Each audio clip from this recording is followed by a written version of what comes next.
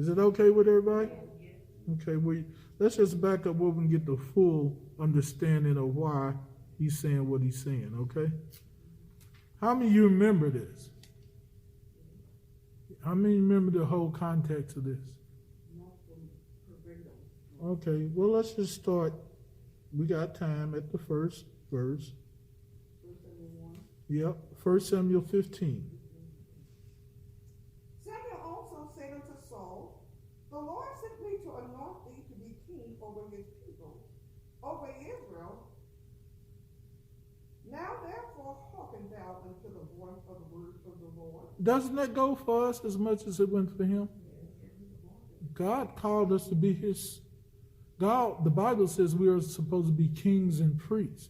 In other words, we're supposed to be able to come to God and rule over the enemy because we are coming to God.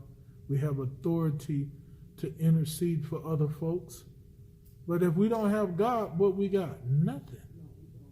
We don't obey God, what do we have? Nothing, right? So what we gonna do? That's us. It's up to us to choose this day whom we gonna serve.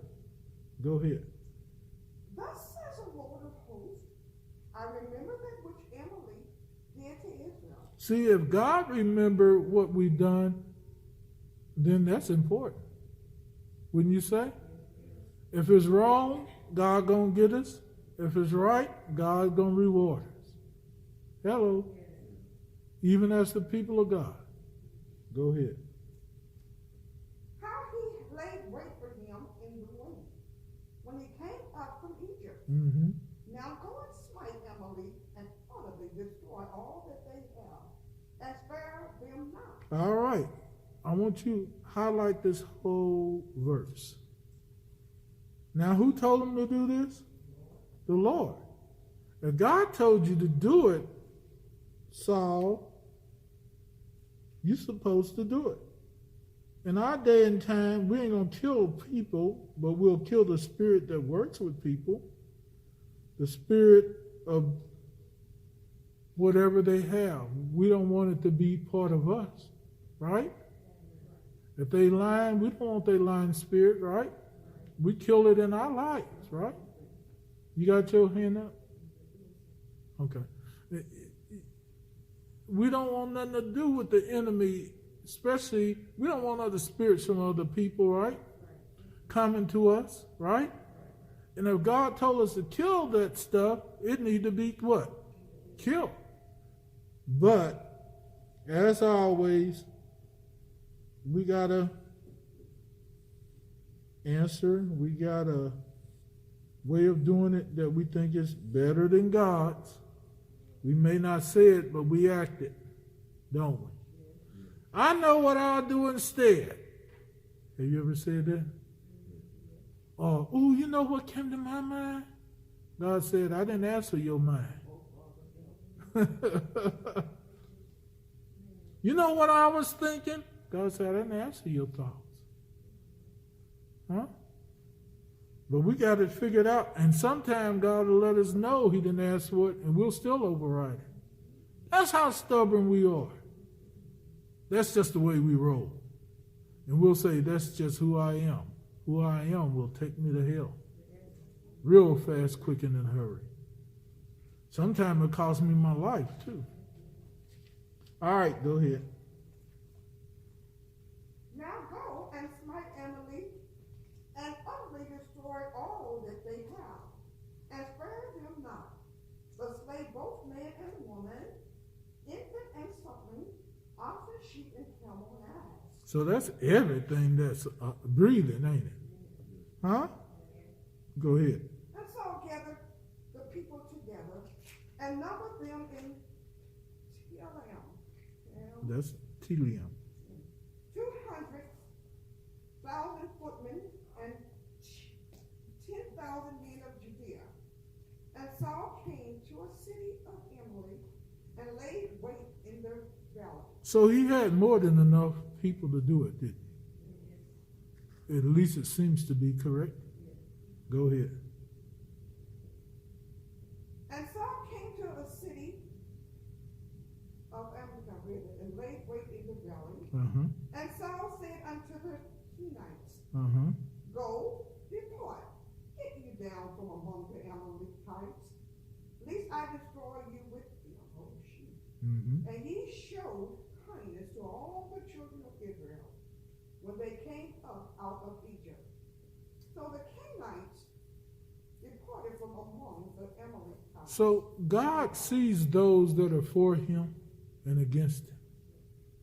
Huh? He knows who deserves and who doesn't not.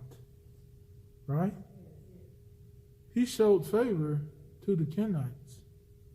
He only told them to destroy the Amalekites, didn't he? So far, Saul, you're doing all right. It's kind of like us. So far, we do all right for a while. Hello. Go ahead. Oh, you digging? Okay. And Saul smote the Amalekites from Havilah. Okay, that'll work. Until thou comest to Shur. Shur, what is that? Sure, it's fine. That is over against Egypt. Uh-huh.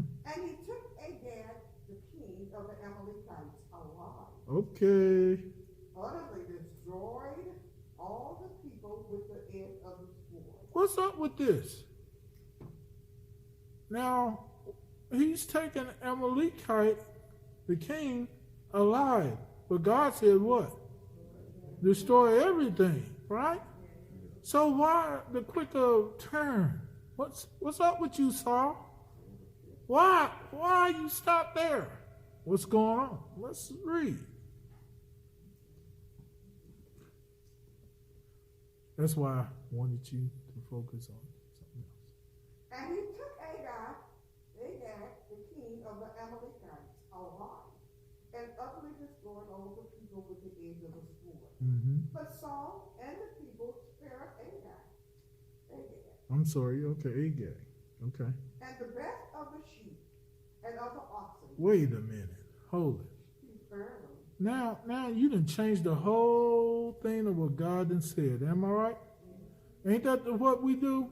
We start looking at stuff and thinking, and the devil gonna make sure you plot it wrong, do it wrong. He got you thinking, what's in it for me? What I could do with this? You don't need it, but you want it. Sometimes the things we think we need and we want, and then we get it, we wish we didn't have it. Hello? Whose fault is that? Because I wasn't listening. My heart wasn't in San Francisco. It was somewhere, right? Go ahead. But Saul and the people spared Agag, and the best of the sheep and of the oxen and of the settlers and the lambs and all that was good, and would not utterly destroy them, but everything that was foul and refused, that they destroyed utterly. If it looked like it wasn't no good, we don't need it, right? But if we could use it, man, by George, put some steaks up in the refrigerator, would be nice, wouldn't it? Have a full freezer would be nice, wouldn't it? Huh? Yeah, but see, we don't think like that. We think for the now. We forget about the later with God. Because now is also later with God. He is the past, present, and the future, all in one. And he told Saul and Israel what to do now. They was trying to plan for later. You see how we are? We can't even take care of the day. Jesus warned us against that. He said, take no thought of tomorrow. It'll take care of itself. Why? Because we may not be here tomorrow. Huh? We planning for tomorrow. We don't know what it's going to bring, do we? We don't know what the rest of the day going to bring, right? We hope, but take care right now.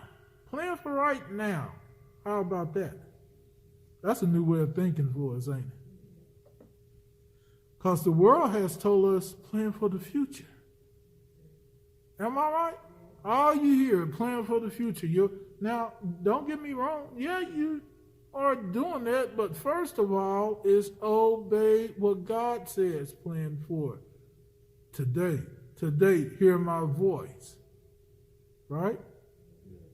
If we ain't listening to it today, what about tomorrow? We don't know what's going to happen. Right? See, we got to get that mentality out of our head. You and I. Because that's what the devil wants us to do. Not be prepared for now. Wait till later. Do it later. Huh? Go ahead. Then came the word of the Lord unto Samuel, Uh-oh. saying, Uh-oh. It repented me that I have set up Saul to be king. Oh, boy. Uh-oh. Did you hear that? Who said this?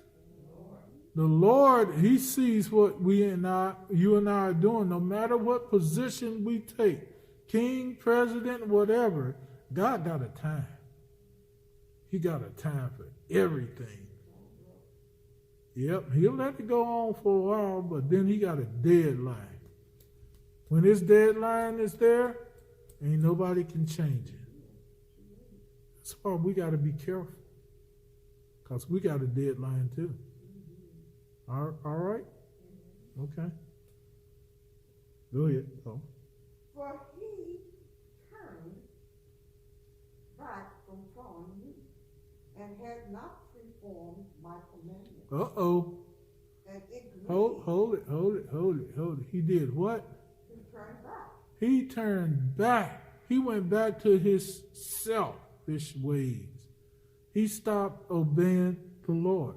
Now, this happened over a matter of time. Wasn't one night. But see, that's the way our love is for something. It grows cold little by little, right? That new car you had, you don't love it like you used to. Am I right?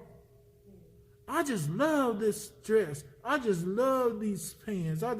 You don't love it like you used to. Right? Huh? The newness wore off. And the same thing happened with us and God. Yeah, same thing. We get the blessings. God open up doors and he do things for us, and we so happy and excited for feeling free and have a little peace of mind. Been there? Right. And then all of a sudden you get comfortable with your skin, with my skin. We get relaxed, and then we get caught off guard when the devil hit us. Then we start back our old ways of mumbling, grumbling, complaining, and then I think I'm going to do this. I need a break. God needed a break too, didn't he? Every individual that he put his breath in. I tell you. If he took a break from all that we done, nothing would never happen. Right? We wouldn't be here. Right? But you see, we thinking about us. God thinking about us too.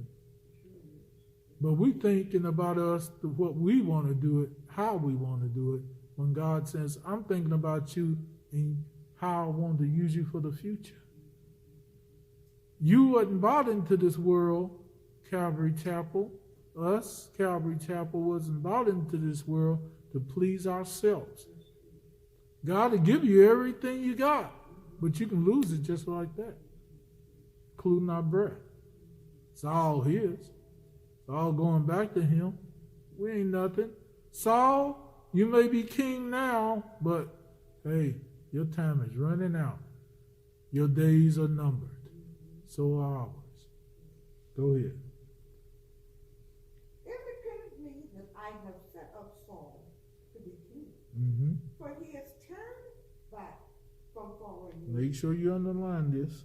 And had not performed my commandments. And put a note in there. Don't let this be me. I'm going to put one in mine real quick.